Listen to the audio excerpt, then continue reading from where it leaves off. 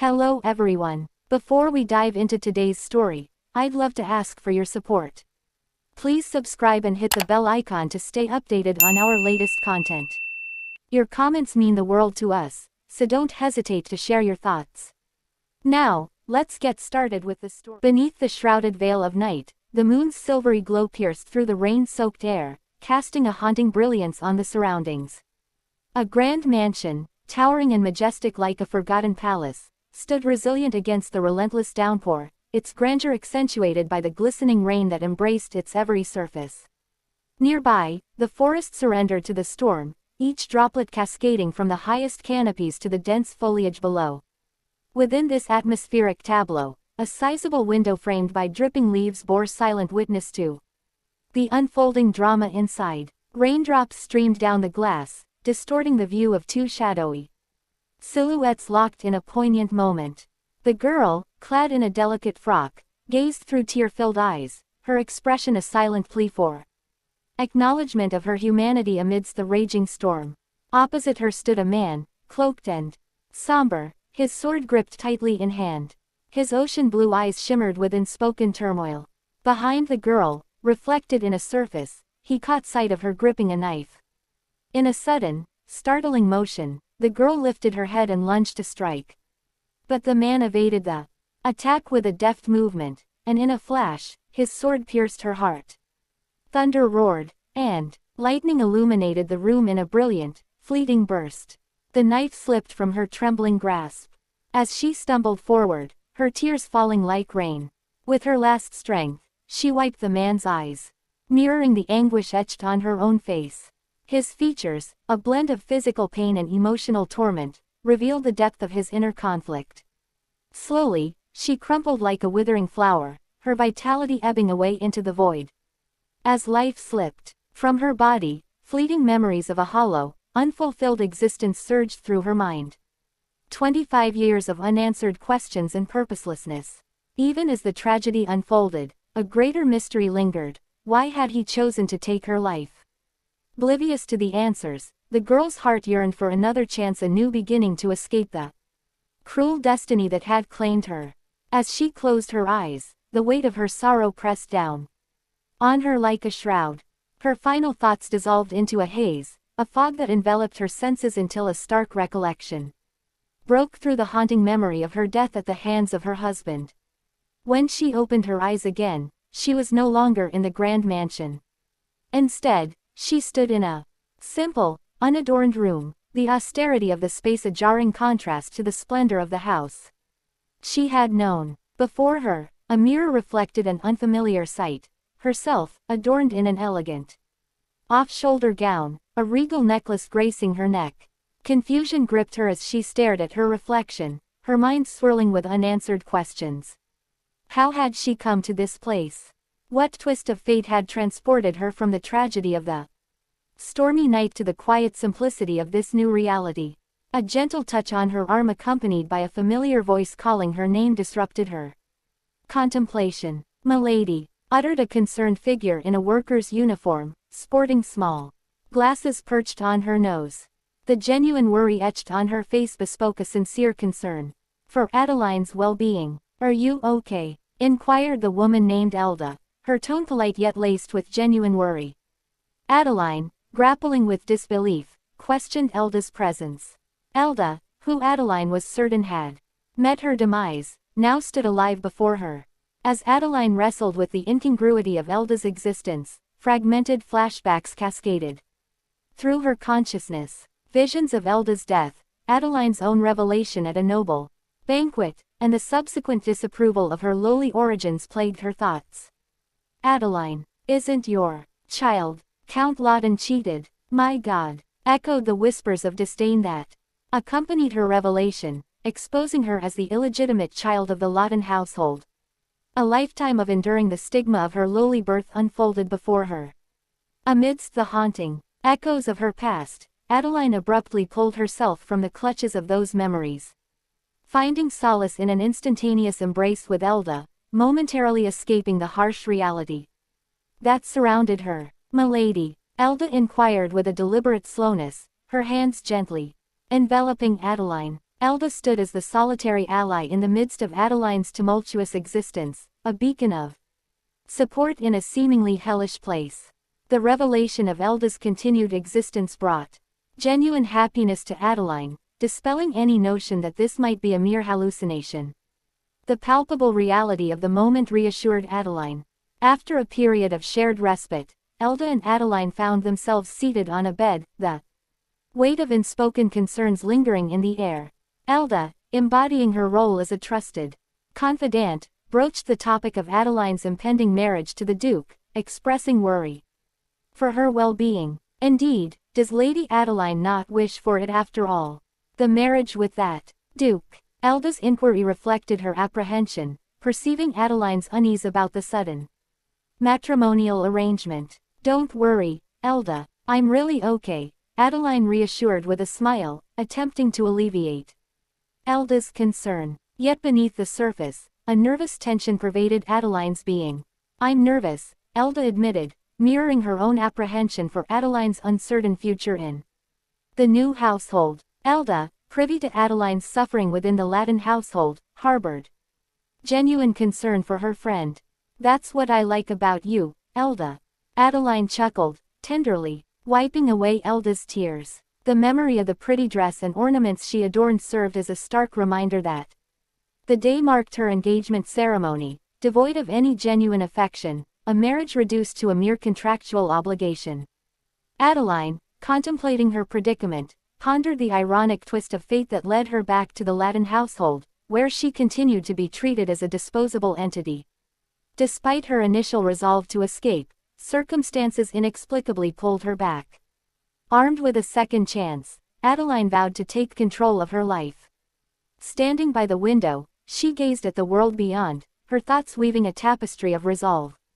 Nearby, Elda remained quietly engrossed in her work, a steady, reassuring presence in Adeline's journey toward reclaiming her agency. The sudden creak of the door swinging open broke the tranquility. Adeline turned to face the intruder, Bianca Latin, the esteemed daughter of the Latin household.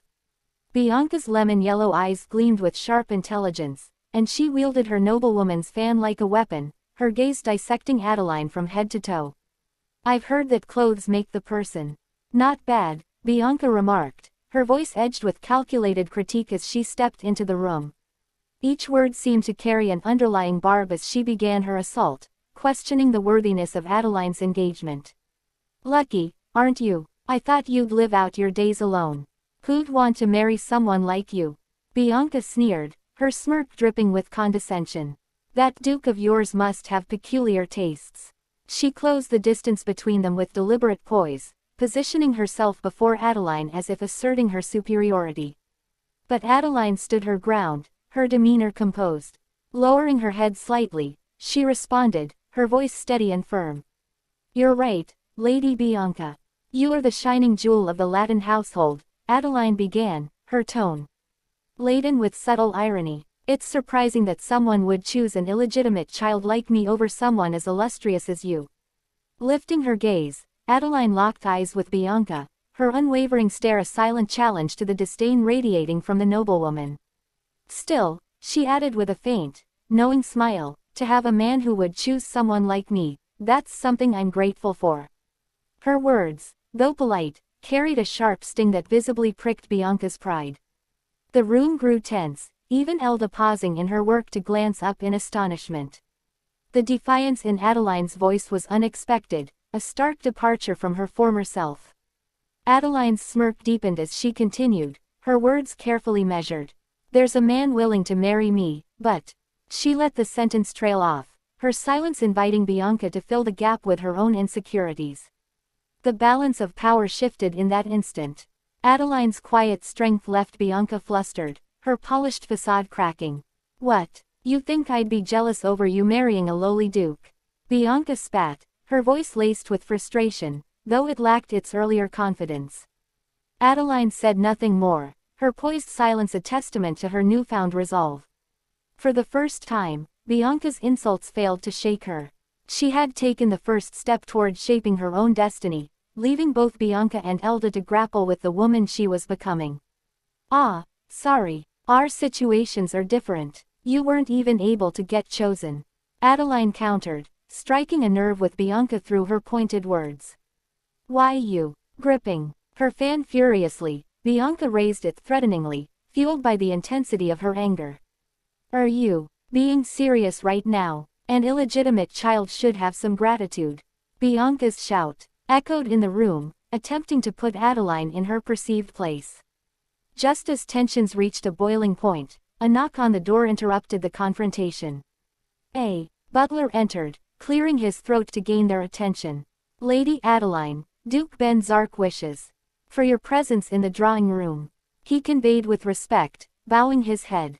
Adeline, relieved by the timely interruption, sighed.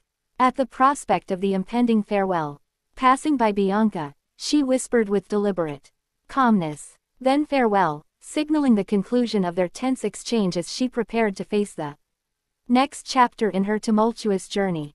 Adeline, Bianca Lotvin's voice echoed from behind, but Adeline had already passed through the door. There was no way for Adeline to discern whether this opportunity was a divine intervention or the result of some enigmatic force.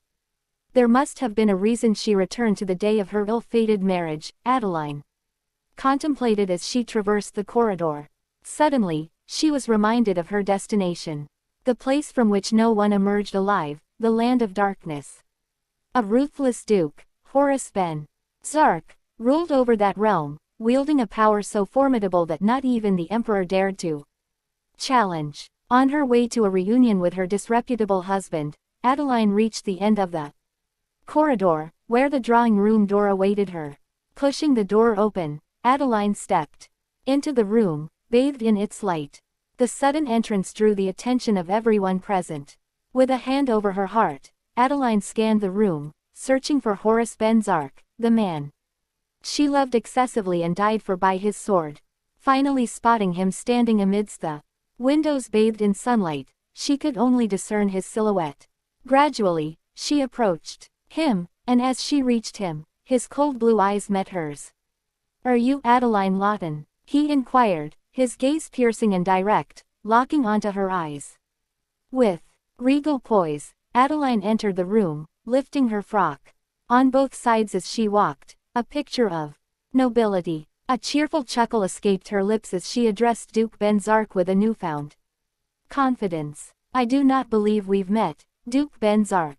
I'm Adeline Lawton. It's a pleasure to meet you, she declared, summoning every ounce of courage within her to stand before the formidable Duke.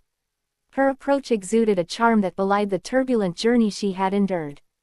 Undeterred by the Duke's stoic demeanor, Adeline extended her hand delicately toward him, a gesture that bespoke both grace and courage. Duke Ben Zark, would you care to escort me? She inquired with a polite and composed tone, her eyes meeting his as she sought to bridge the gap between their worlds. Duke Ben Zark, in response, regarded her with a blank stare, his deep eyes attempting to decipher the enigma before him. Unbeknownst to Adeline, the Duke had dreamt of a prophecy that foretold a destiny intertwined with hers. Thou who sees the truth, the prophecy whispered, guiding him to find Adeline Lawton and be with her, as it promised that her presence would grant him dominion over the world. Flashbacks of a recent encounter flooded the Duke's mind, transporting him to Ray's parlor. Seated across from Aster Leff, a trusted friend of Ray, Ben Zark engaged in a serious discussion. Aster, a youthful figure with blonde hair, held papers and a pen in his hands, emphasizing the gravity of their conversation. In this complex tapestry of fate and prophecy, Adeline stood poised before Duke Ben Zark, blissfully unaware of the intricate threads that wove their destinies together. The drawing room became a stage for a meeting that went beyond mere introductions, setting in motion a tale that blended courage, prophecy, and the unknown intricacies of their intertwined futures. A detailed briefing unfolded as Aster shared insights with Ben Zark regarding a prophetic dream he recently had. Thou who sees the truth, a potential prophet of significance. Aster emphasized the connection with the esteemed daughter of the Count's household, Adeline. Having already met her, Aster felt it was time to bring Ben Zark into the loop. As Aster delved into the matter, he highlighted the need to act swiftly before drawing unwanted attention to the potential prophet. Expressing concern, Aster detailed Adeline's reaction upon hearing Ben Zark's name, questioning the ease with which the marriage was accepted. Ben Zark, seated and attentive, absorbed the information as Aster seamlessly transitioned between questions and answers. Aster proposed a practical solution, suggesting that while an actual wedding might not occur, Ben Zark should personally retrieve the bride. Nonchalantly, Ben Zark inquired about the purpose of such an action. Undeterred, Aster stressed the importance of displaying sincerity, portraying Adeline as a pitiful yet obedient and modest lady. Pulling himself out of these reflections, Ben Zark found himself pondering the terms Aster used to describe Adeline. Modest, pitiful. The woman before him, in his eyes, did not align with such descriptions. Nonetheless, swayed by Aster's convincing arguments, Ben Zark reluctantly agreed to embark on the mission to bring Adeline home, setting the stage for an intriguing encounter. Intrigued by Adeline's unwavering confidence and composure, Ben Zark couldn't help but question if Aster's depiction held any truth. Rarely had anyone met his gaze with such assurance. Ben Zark, momentarily closing his eyes to process the situation, took deliberate steps and brushed past Adeline, breaking the silence with a calm directive. "Let's go." Adeline, witnessing his retreating figure, couldn't help but recall his notorious reputation as a formidable man who adamantly refused to partake in weddings. Adeline harbored deep feelings for him over 25 years, yet their encounters had been marked by his persistent coldness. She mused on the irony of a man who sought her hand in marriage but expressed himself with only 2 words. As Ben Zark continued walking at his own pace, Adeline's melancholy thoughts were interrupted by her assertive voice. "Will you not escort me?" she demanded, surprising Ben Zark and revealing yet another facet of her character. The exchange between them unfolded in a play of demanding gazes, with sunlight casting a soft glow on Adeline's form. Standing by the cart, Ben Zark, adorned in a black suit with a golden long coat, exuded an air of irritation with hands nonchalantly tucked in his pockets. On the sidelines, Aster observed the scene, his hands folded across his chest, keenly observing Ben Zark's apparent annoyance. In response to Adeline's confident query, Ben Zark, looking flustered and annoyed, muttered a rhetorical question. "Who's the modest and obedient lady?" The unfolding dynamics hinted at a narrative that promised surprises and challenges, setting the stage for an intricate interplay between characters and emotions. Aster attempted to unravel the mystery, recounting his previous encounter with Adeline, emphasizing her prior modest demeanor. Meanwhile, Ben Zark's voice cut through the conversation, notifying Adeline of the Duchess's carriage arrival and suggesting a return to the mansion. Adeline gracefully emerged from the carriage, holding her dress with precision, only to find herself in a dim, unfamiliar setting. "I don't see anything around us. Have we arrived?" Adeline queried Ben Zark directly, her gaze scanning the obscure surroundings. "The Duchess must go a different route. Have you heard of magic?" Ben Zark responded patiently. His attempt to explain met with Adeline's unwavering curiosity, testing his patience. "Of course," she chuckled in response, displaying a calm demeanor. Adeline recalled that it was Ben Zark who introduced her to magic in her previous life. Reflecting on those moments, she realized that despite her persistent inquiries, he always responded with utmost sincerity. The realization sparked a bittersweet sentiment. Perhaps it was the very sincerity that contributed to her enduring love for him. "Can you also use it?" Ben Zark's question snapped Adeline back to the present, prompting her to consider the prospect of wielding the same magic he once shared with her. The exchange hinted at a deeper connection, weaving together threads of curiosity, sincerity, and the mystical elements that bound them together. "It may not be much, but I too know how to use it," Adeline casually remarked, shrugging her shoulders. She couldn't help but reflect on how Ben Zark had been her guide in mastering these mystical arts.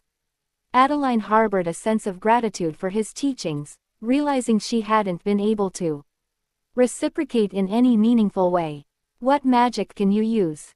Ben Zark inquired, seeking insight into her abilities. However, Adeline chose not to respond to his query, simply brushing past him and initiating her departure. Do I have to do this now? I'm tired, she expressed, her tone resonating with clear annoyance, signaling her reluctance to engage in further questioning. Ben Zark, turning around, scrutinized her with suspicion. They say the Lawton family's youngest daughter is quite modest. But that seems to be far from the truth.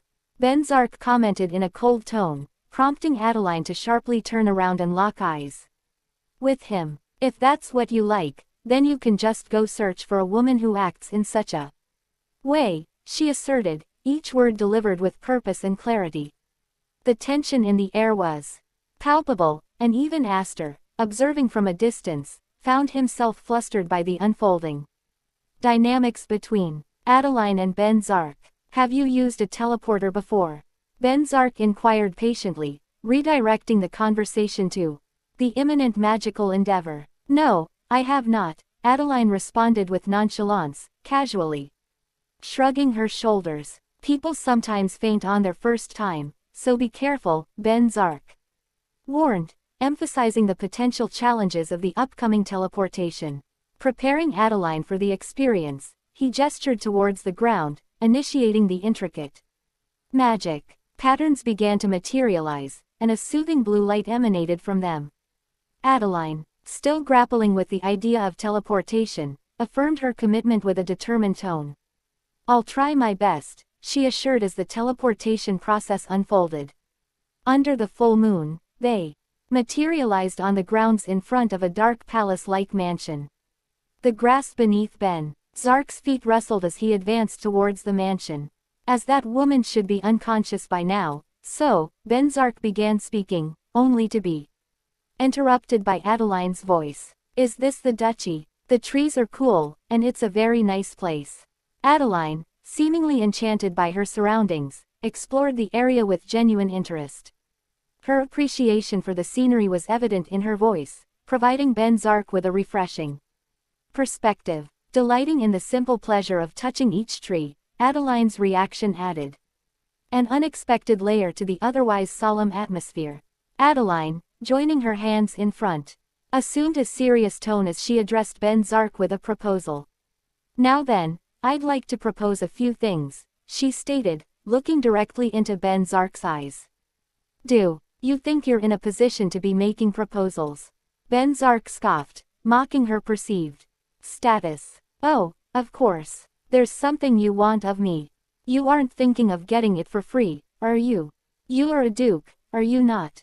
Adeline responded with a cool demeanor, unfazed by Ben Zark's tone, and even smirking in the face of his skepticism. Adeline, are you really a prophet? Ben Zark questioned, his tone cold. Adeline met his gaze silently, recognizing the prevalent misconception that she possessed prophetic abilities. She chose not to dispel the misunderstanding, realizing that playing along might be the key to unraveling the mystery of her untimely death. Do courage, Ben Zark. I wish to be treated according to my skills. I won't change my name and will live on as Adeline Lawton, she asserted, placing her hand on her chest and delivering her statement in a firm tone. With deliberate emphasis on each word, she made it clear that she expected Ben Zark to comprehend the gravity of her request. The unfolding exchange hinted at a negotiation where Adeline sought autonomy and recognition based on her abilities. I won't change my surname and will live on as Adeline Lawton. As soon as Adeline conveyed this decision to Ben Zark, a contemplative silence enveloped them, both individuals exchanging significant glances in that pivotal moment. Ah, wait a second, Adeline. You do know that you are married to the Duke, right? Flustered by the unfolding situation, Astor hastily interjected, nervously chuckling as he addressed Adeline. Would I be here if I didn't know that? Adeline chuckled, her response laced with a touch of humor as she covered her smile with one hand. I guess that's true. Ha ha, but why? Astor, increasingly uneasy in the face of the unfolding circumstances, began awkwardly rubbing his neck, seeking understanding. If you use the surname from before the marriage, other males will continue to court you, and it won't look so good aesthetically to others, Astor explained, laying out the potential repercussions of Adeline's choice. Oh my, are you worrying about me right now? It would have been nice if you didn't start to only worry about me now, but from when we discussed the marriage. Please do not worry. I do not give a slightest care in the world about what others think. Your captain probably thinks the same way. Isn't that right? Adeline seamlessly brought Ben Zark into the conversation, addressing both Astor and her husband. The remark left Astor visibly embarrassed, his face turning a shade of red as he grappled with the unexpected turn of events. Adeline, unapologetic in her straightforwardness, had effectively asserted her independence and indifference to societal expectations. Do as you wish. Ben Zark, displaying minimal concern, casually walked away from the situation, leaving Adeline and Astor in the aftermath of her proposal. So he says. Adeline offered a smile in Astor's direction, but it carried an undertone of warning, leaving him feeling embarrassed. Ah, Captain, Astor murmured awkwardly in response. Meanwhile, as Ben Zark continued walking ahead, he couldn't shake off the weight of Adeline's proposal. It wasn't a bad suggestion. In fact, it would alleviate some of his burdensome responsibilities. Yet, an inexplicable resistance within him prevented him from readily accepting the offer. Lost in contemplation, he pondered whether Adeline's proposal aimed to minimize her association with him. Simultaneously, Adeline reflected on her interactions with Astor, convinced that she had played her cards right. She vocalized her plan to act as the Duchess of Ben Zark in public but retain her identity as Adeline Lawton in private. I will act as the Duchess of Ben Zark to the eyes of the public, but I am Adeline Lawton when I'm alone with you people, she declared, drawing Ben Zark back into the conversation. She then proposed another condition for their arrangement. And I have a romance for marriage ceremonies. When I wish for it, let me have an extremely impressive marriage ceremony. Before then, let us just say that we're in an alliance and pretend to have already gotten married. Adeline, like many other girls, harbored dreams of a grand wedding ceremony, and she made sure to include this desire in her proposition. Ben Zark gazed at her intently, his eyes attempting to absorb the intricacies of her proposal. While it was undeniably a favorable offer, he couldn't shake a sense of dissatisfaction. Shrugging off stray thoughts, he extended his hand, symbolizing agreement with their mutual agreement. The terms were set in motion as they sealed their proposal with a handshake, signaling a new chapter in their alliance. Yeah, let's do that. Ben Zark affirmed in a firm tone, maintaining direct eye contact with Adeline. Their agreement signaled a united front in navigating the peculiar terms of their alliance. Their focus shifted as a young boy, cap in hand, hurriedly approached, waving enthusiastically. Everyone, you've returned so soon. It's an honor to meet you, Duchess, he exclaimed, directing his attention towards Adeline. This young boy was Maven, the Ben Zark household's butler, and the sole caretaker of Adeline in the duchy. Suddenly, Adeline was overwhelmed by flashbacks from her past life, stirring emotions she couldn't comprehend. Tears welled up in her eyes, and she found herself lost in a momentary haze. Duchess, Ben Zark, are you okay, Duchess? Your complexion doesn't look so good. Maven expressed genuine concern, observing Adeline's state with a worried expression. Ah, I'm all right. I was just dizzy all of a sudden. Adeline dismissed her thoughts, lifting her hand in reassurance, and replied with a radiant smile. However, the sudden recollection of Maven's fate lingered in her mind. Why did these memories resurface, and were her recollections truly complete? Duchess, you scared me, Maven exclaimed, his concerns shifting to relief as Adeline attempted to reassure him. The complex interplay of memories and present circumstances left Adeline grappling with unanticipated emotions. Thank you, Maven. Would you call me Adeline? Adeline attempted to steer the conversation into lighter territory, her eyes sparkling as she looked at Maven. In response, Maven became visibly perplexed, his eyes widening, still clutching his cap in his hands. Pardon, how could I dare to use Duchess Ben-Zark's precious given name to refer to her? Maven expressed disbelief at the notion of addressing Adeline by her first name. The name isn't nearly precious enough for you to care so much about. Feel free to call me Adeline. Adeline, thoughtful with one hand on her cheek, signaled her openness to a more casual interaction. Her past life was just that, a past life, and she was determined to prevent history from repeating itself. Do as she wishes, Ben-Zark interjected, seeking to conclude the lingering conversation. Maven, surprised, turned towards Ben-Zark, and Adeline responded with a smile. Fufu, let's get along. Adeline playfully called Maven Fufu and joined her hands in front of her, displaying a friendly demeanor. Yes, Adeline. Then, would you like to get on the carriage? Maven, dropping the honorifics, sought her preference. Adeline, looking behind Maven, addressed Ben-Zark, questioning his lack of action. What are you doing? She called out to him, prompting him to take on the role of her escort. You need to escort me, she insisted, smiling, and he rolled his eyes. Let us depart. Ben-Zark stepped forward, offering his arm for her escort. The cart resumed its journey with Maven and Aster seated outside, Maven holding the horse's reins. Aster, our Duchess seems to be quite unique. Aster, our Duchess certainly stands apart, Maven murmured, his voice carrying a hint of amusement as he acknowledged Adeline's unmistakable uniqueness. Right, she's quite the tough cookie. Aster, arms folded across his chest, seemed to savor the unfolding drama with a quiet relish. This is the first time I've seen our Lord sigh like that, Maven added, his tone laced with genuine curiosity.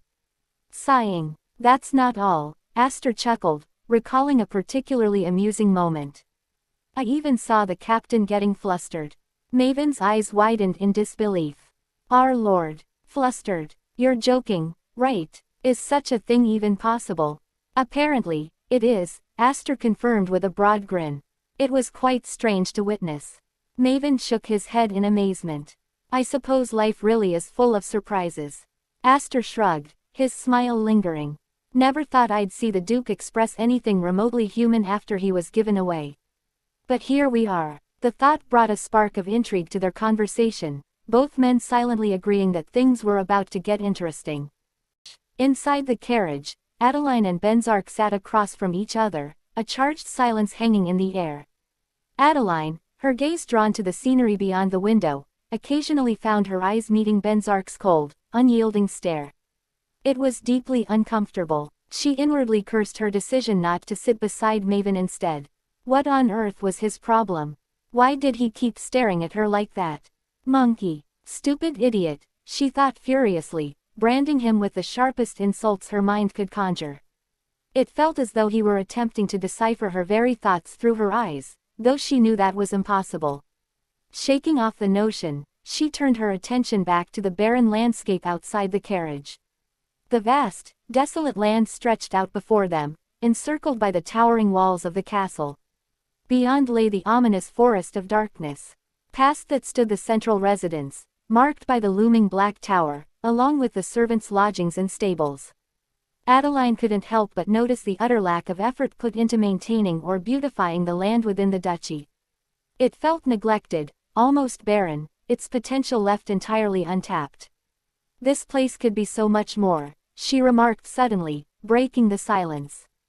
All this empty land, and it's only being used as a road for carriages.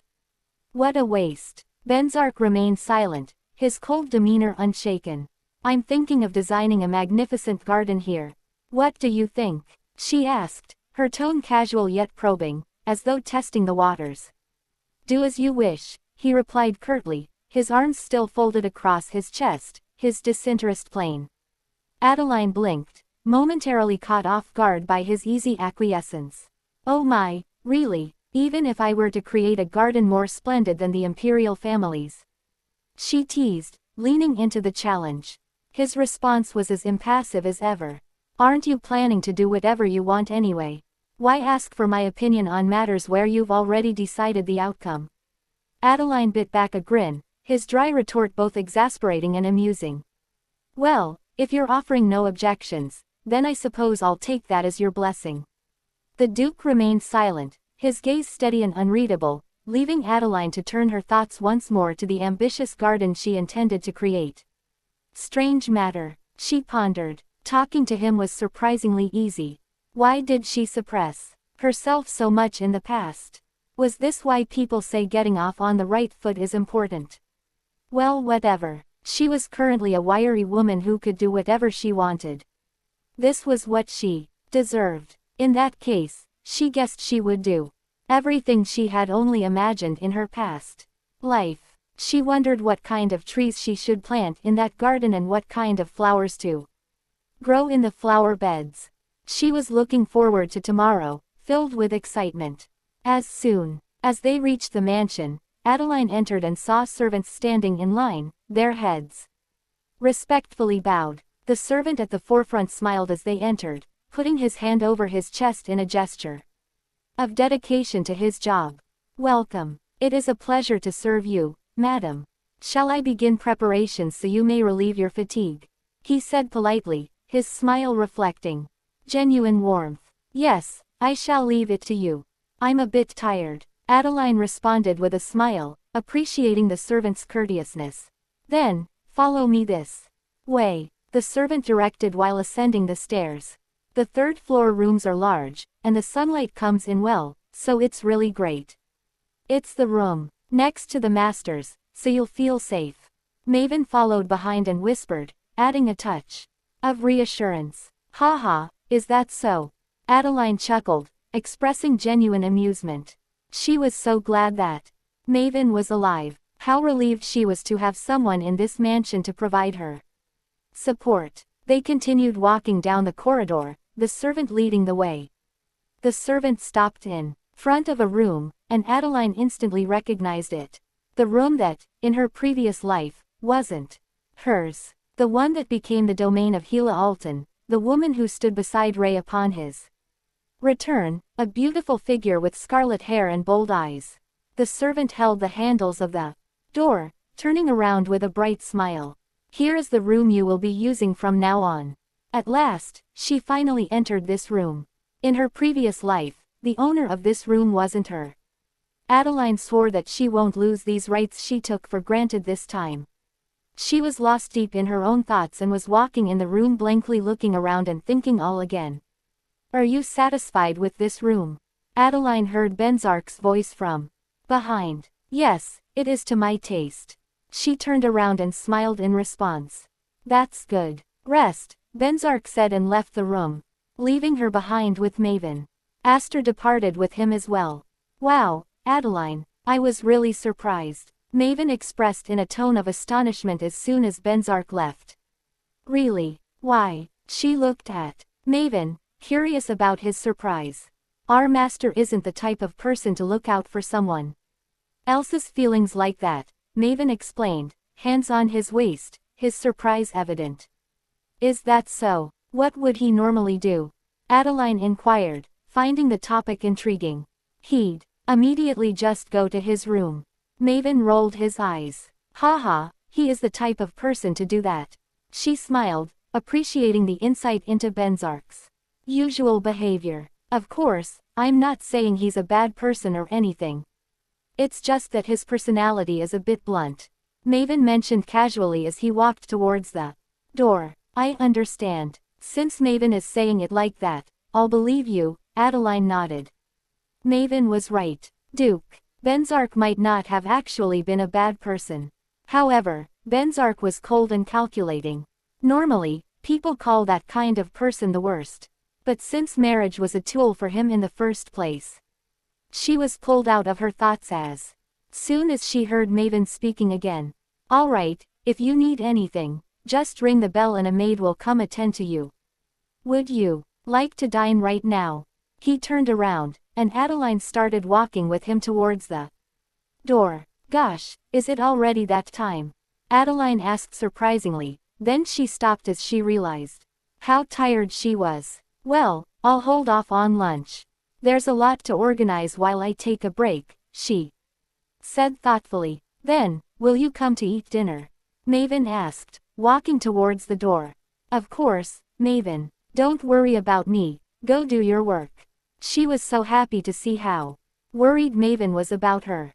Some people are literal sunshines in our lives, and Maven was that sunshine to Adeline right now. She couldn't thank him enough. Yes, then rest easy. Maven closed the door behind him as he left the room, smiling.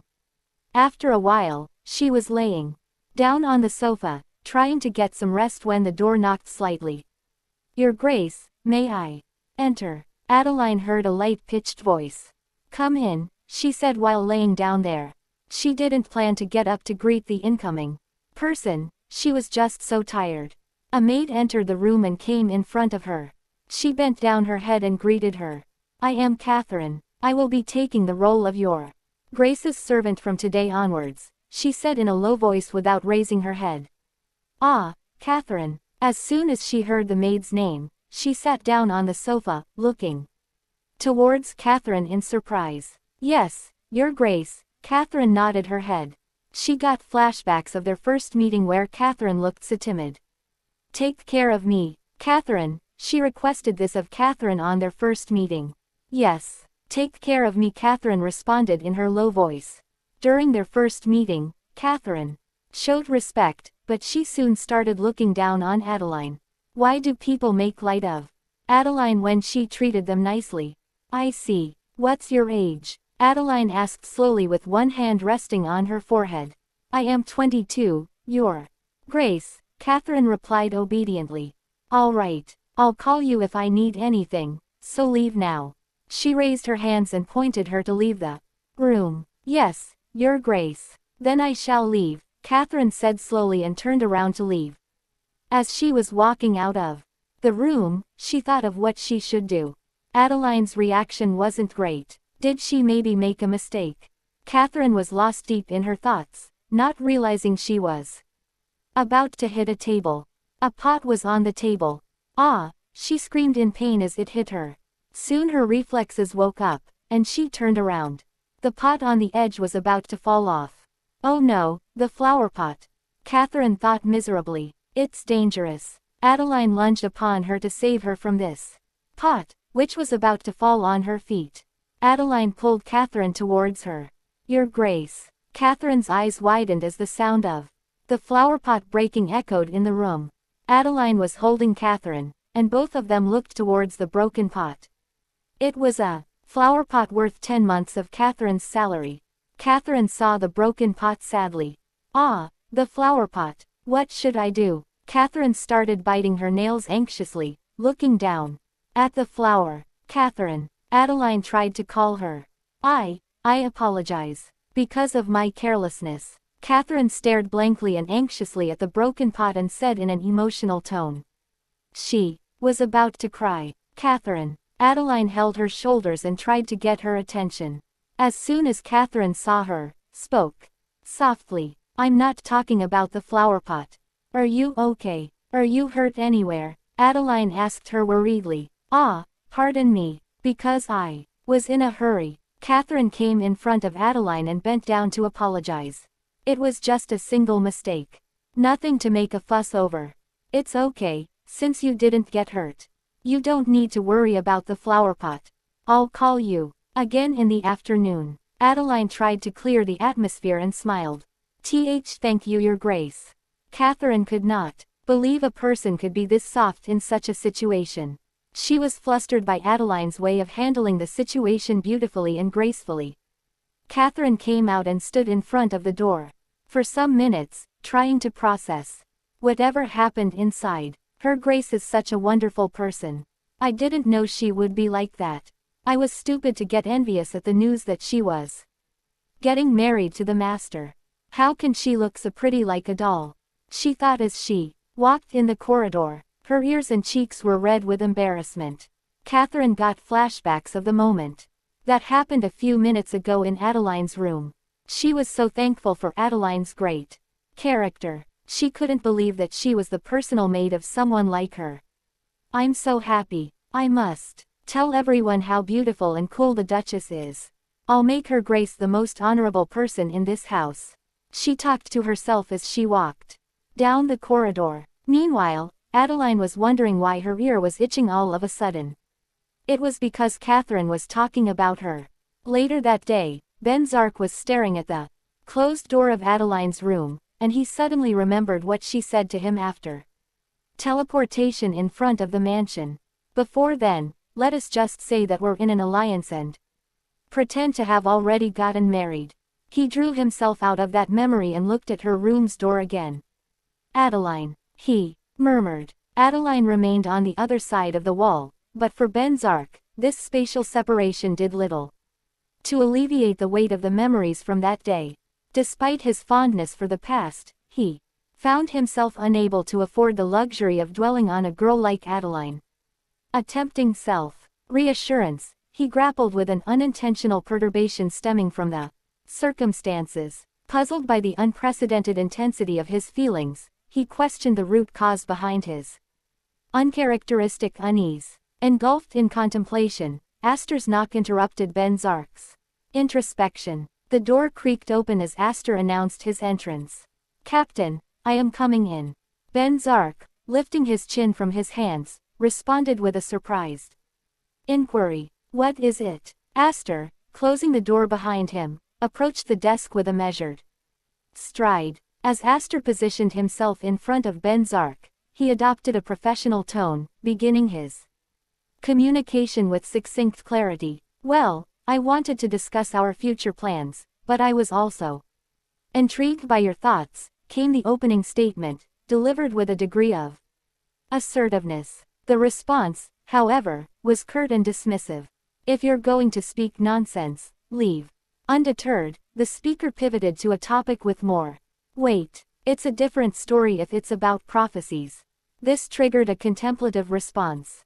"Our prophecies, how that woman said she was going to open my eyes. Then it probably means I'm going to be able to differentiate between devas and asuras, right?" A brief clarification ensued, defining devas as heavenly beings and asuras as demonic beings. However, the focus quickly shifted to interpersonal dynamics. "Hold on a second, Captain. It's about something else, but don't tell me you're going to continue calling Adeline this woman. Or that woman, right? Adeline is a duchess now. If you continue to address her that way, the hired hands are going to look down on her."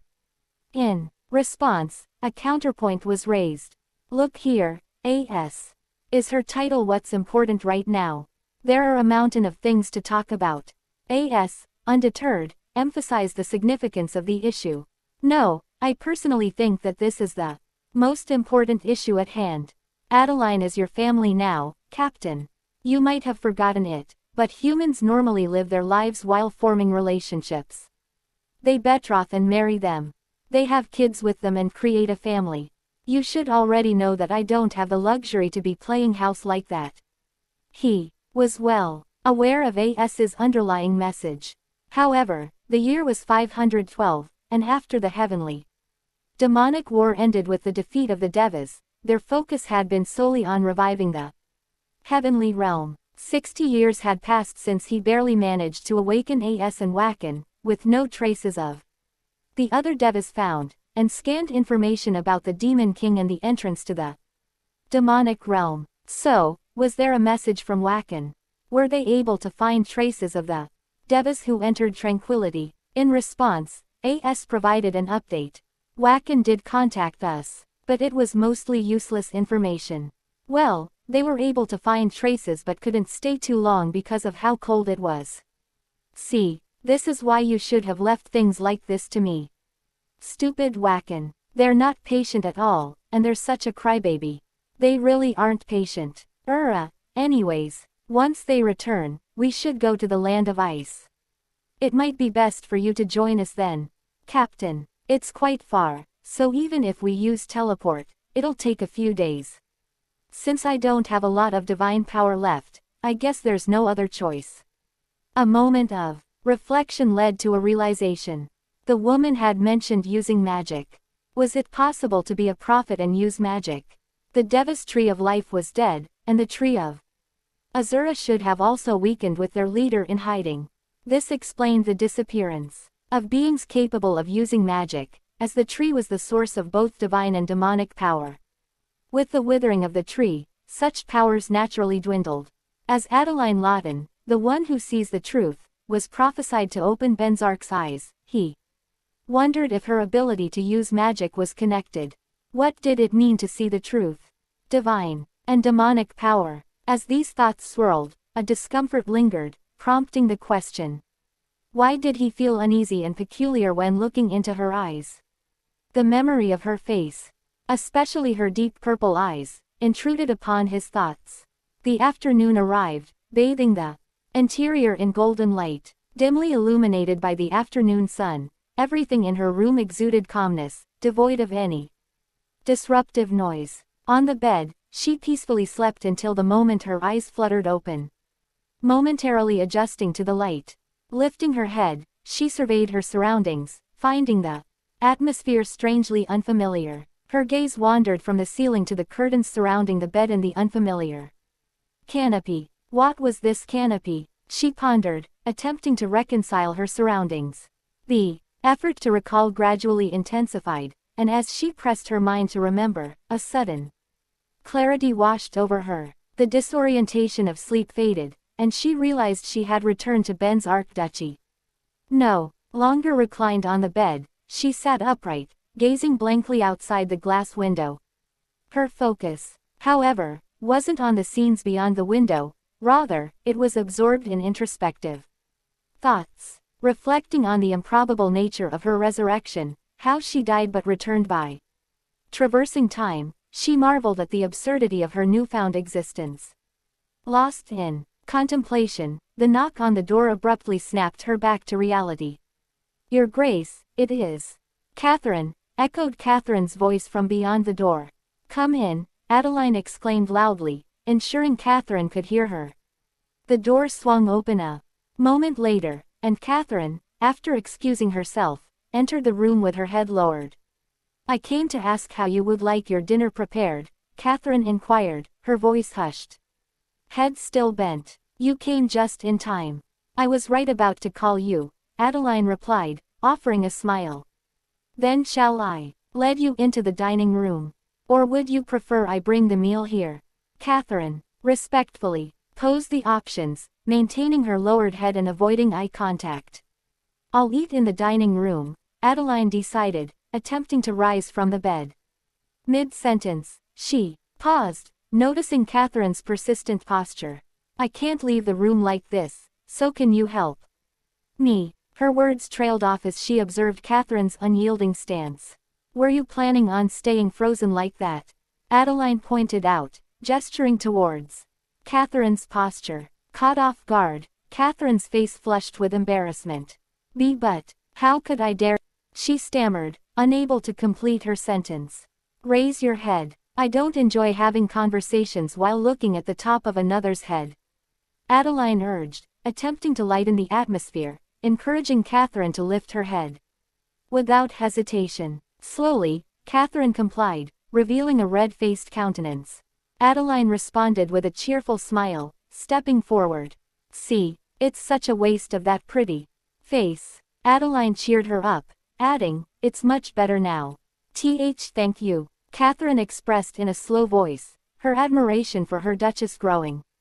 Adeline, in her eyes, was proving to be a remarkable duchess. "Anyways, come here and help me dress myself. There are wrinkles on this dress, so I should change myself before heading down. Adeline continued speaking as she walked toward the wardrobe and opened it. However, her words trailed off as she unexpectedly discovered the wardrobe empty, devoid of any clothing. Shocked, she stared at the emptiness before her. I apologize, Your Grace. It seems like we haven't properly prepared clothes for you. I'll quickly leave and go purchase some tea. Catherine, at a loss for words, gathered courage to speak her mind. "At this hour, can you even go to the capital's dress shop?" Adeline inquired. "I can't," but Catherine's head bowed once again. "It's fine. I wasn't trying to blame you, Catherine," Adeline reassured, attempting to lighten the atmosphere. She knew it wasn't Catherine's fault. Adeline then walked towards the wall, aware that Ben Zark would be behind it. Intentionally putting her hands around her mouth, she spoke loudly. The lord of this house is that guy, and he should be at fault for not being prepared to welcome his bride. It isn't your fault, ensuring that Ben Zark could clearly hear her. Catherine, could you please call Maven over? Adeline turned around and requested. Why yes, I will be back in a second. Catherine responded, promptly disappearing. As soon as Catherine left, Adeline looked thoughtfully at the walls and murmured. It seems like there's a lot of work to do. And it also seems like I need to teach Ray how to properly treat the lady of the house. After a while, Catherine returned with Maven. The door knocked again, and Adeline heard Maven's voice. Lady Adeline, it's Maven. He informed her. As he entered the room, Adeline, standing near the window and gazing outside, turned around upon hearing them and smiled. I heard that you called me about the matter of your dress. That is correct. I have something to request of you, Maven. Could you please bring me a few of His Grace's clothes? I need to change right away, but as you can see, there aren't any dresses prepared, she said, smiling ear to ear and gesturing towards the empty wardrobe. Maven was visibly shocked by this unexpected turn of events. His Grace's clothes, he stammered, struggling to process the unusual request. Why would Lady Adeline want to wear Lord Benzarch's clothes? Yes, his clothes, Adeline confirmed. Seeing Maven still clueless, she chuckled and clarified.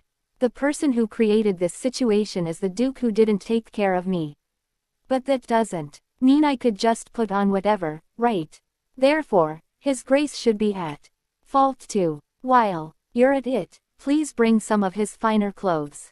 She sought to reassure them that they were not at fault for this wardrobe mishappen. Suggested fetching Benzarch's finest attire. Don't tell me this is. Maven paused, his eyes sparkling with joy and hope, then continued. Adeline, you're trying to turn our lord into a proper human. Catherine's eyes mirrored the joy, secretly praising Adeline for her coolness. There are no bad dogs. First, we need to sort out the hierarchy. Adeline chuckled. Understood. I will prepare it right away. Maven exclaimed, running off with unbridled joy. I will also bring someone who's good with the needle. Catherine followed him without wasting a single second. Alone in the room, Adeline couldn't help but laugh at their enthusiasm. Oh my, they're much more passionate than me, she murmured. Reflecting on her current life, she marveled at the unexpected experiences she now faced. In her previous life, she was unable to do anything in the dress room, often appearing in the dining hall with wrinkled dresses. Calling Maven over or receiving such friendly looks from Catherine never crossed her mind. The ease with which she could change now was a result of these incidents. After a while, Maven stood in Benzarch's room. As soon as he informed Benzarch, the Lord looked at Maven with surprise. Lifting his head from his documents, he stared directly at Maven. So, that woman wanted my clothes? He asked with evident interest. Yes, if it was still bright out, I would have left to purchase dresses, but she currently has nothing to wear, Maven began explaining. Benzarch set down his papers and pen. But why does it have to be my clothes? Rather, tell her to find a maid of similar size and wear their clothes, Benzarch calmly suggested, joining both his hands together and placing them in front of him. My lord, we can't have that. Maven's eyes sparked with intensity. He couldn't fathom his lord's suggestion, comparing Lady Adeline with a lowly maid. Maven shouted loudly, passion fueling his words. You shouldn't even joke about something like that. Having our lady wear a servant's clothes is extremely insulting. Maven's anger was palpable, his breaths heavy. Benzarch, sighing, resumed his work, seemingly unfazed by Maven's continuous protests. So, she can't wear that, but she can wear mine. It's men's clothes, Benzarch inquired, not appearing too pleased. You know what they say, right? A married couple are one in mind and body, Maven chuckled, delivering the response. Now standing there shyly, Benzark set aside his pen and papers, his mind wandering. He looked at Maven with an embarrassed expression. This cheeky little, it felt like just yesterday, when he couldn't look me in the eyes. Nowadays, not only does he talk back to me, he even tries to lecture me. Benzark pondered, with a tinge of embarrassment, while Maven continued to grin mischievously. Suddenly, Benzark found himself wondering how Adeline would look wearing his clothes. His mind wandered, imagining Adeline adorned in his attire. The mere thought made his heart flutter. It might be nice to look at, he concluded, smiling to himself but refraining from expressing it in front of Maven. As soon as Adeline received the clothes from Benzark, she infused her unique style into the outfit. Catherine was the first to witness her in the new attire. "Whoa, milady, really?" Catherine began with genuine joy. "It suits you so well. You look like a young nobleman." Catherine effusively praised Adeline, who indeed looked stunning in the ensemble. "Really? Thank you," Adeline chuckled, savoring the princess's treatment. "Let's hurry to the dining room. We've already been delayed a lot." Adeline remembered her hunger and started walking down the corridor. "Yes, Your Grace." Catherine followed her in an instant.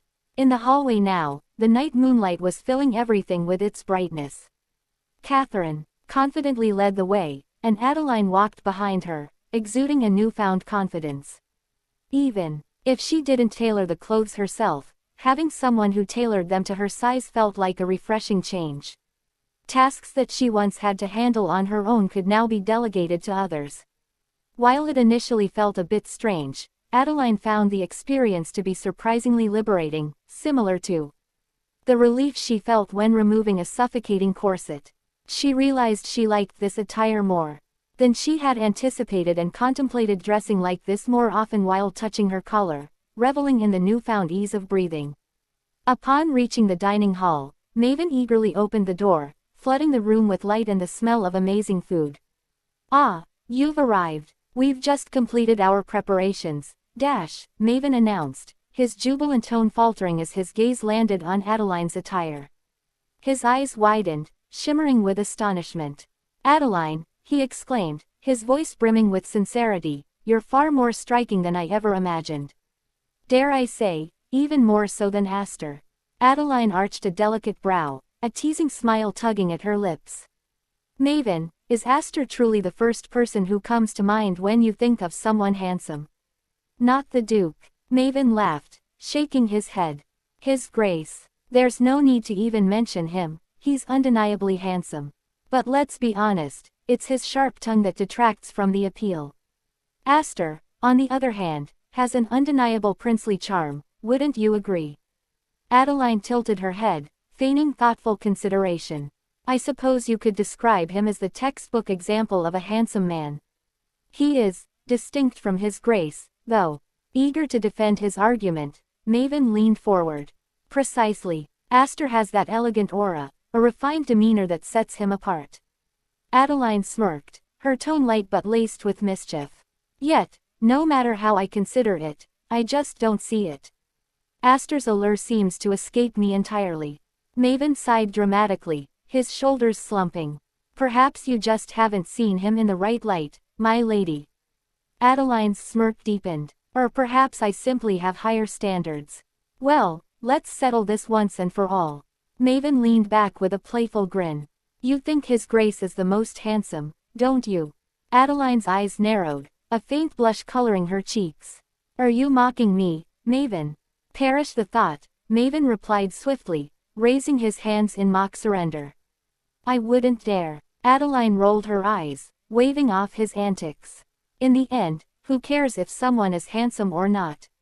What truly matters is wealth. Riches are what make life worth savoring." She spoke with an air of casual nonchalance, like a queen issuing a decree. Maven immediately bowed with exaggerated deference, playing along. "Then, to ensure you may bask in his Grace's wealth as you desire, I'll make it my solemn duty to reprimand him whenever necessary." Adeline chuckled, her amusement genuine. "Do your best, Maven."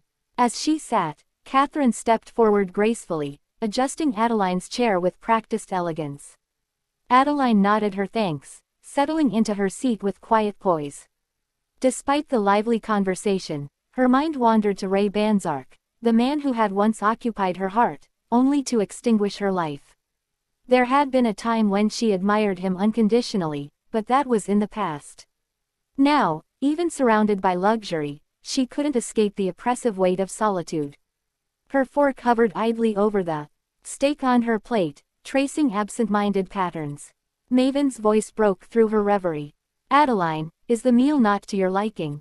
Shall I request the chef to prepare the next course? He asked gently. Adeline looked up, her luminous gaze dimmed by melancholy. No, it's not that. Thank you for asking, Maven. I was just lost in thought. Her eyes flicked to the empty seat at the head of the table.